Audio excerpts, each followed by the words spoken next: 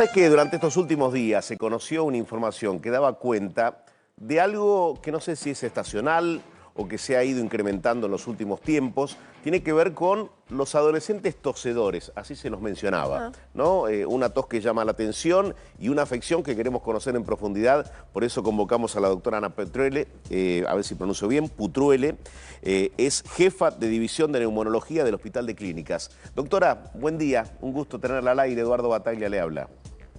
Buen día, un gusto poder transmitir conocimientos a la población en general Sí. y no alarmar, pero sí prevenir, que es el concepto que tengo al dar todas estas Me charlas. parece bien poner en su justo lugar algo que generó inquietud, ¿no? Sí. ¿Qué son los adolescentes tosedores, como se los ha mencionado, y de qué se trata esa tos molesta?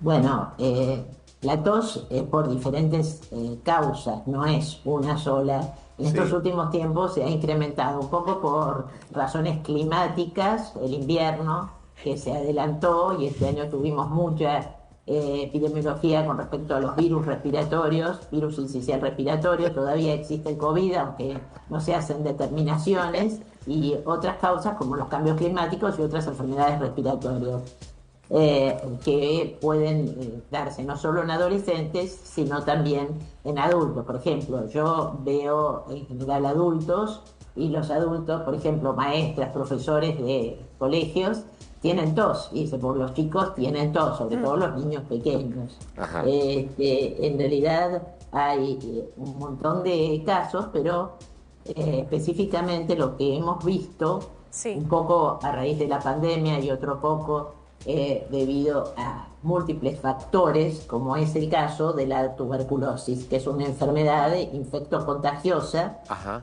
que la gente pensaba que había desaparecido.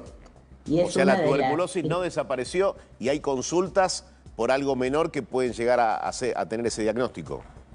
Hay consultas por algo menor, hay a veces subdiagnóstico en tuberculosis, porque los mismos médicos a veces pensamos que puede tratarse de una bronquitis, de una gripe, y cuando es una tos que dura mucho tiempo, acompañada de sintomatología o de síntomas específicos, como tos con expectoración, quiere decir con flema, con Sí.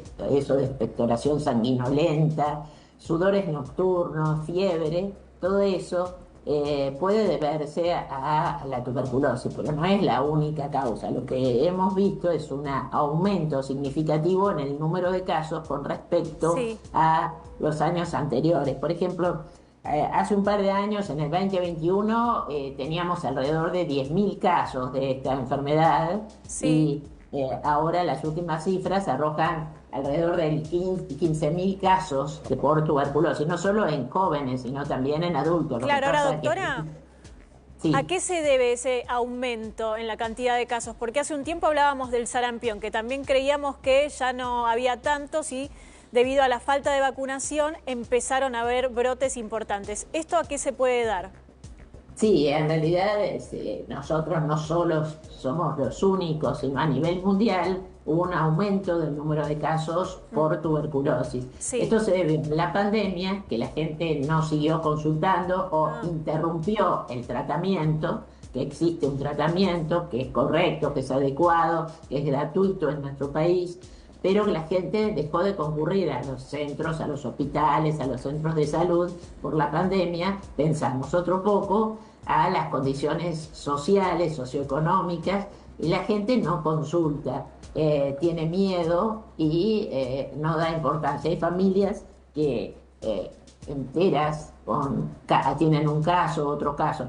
Otro poco es debido a los países limítrofes que sí. tienen un alto porcentaje de Sí. tuberculosis, como es, por ejemplo, la frontera con Bolivia y con Perú.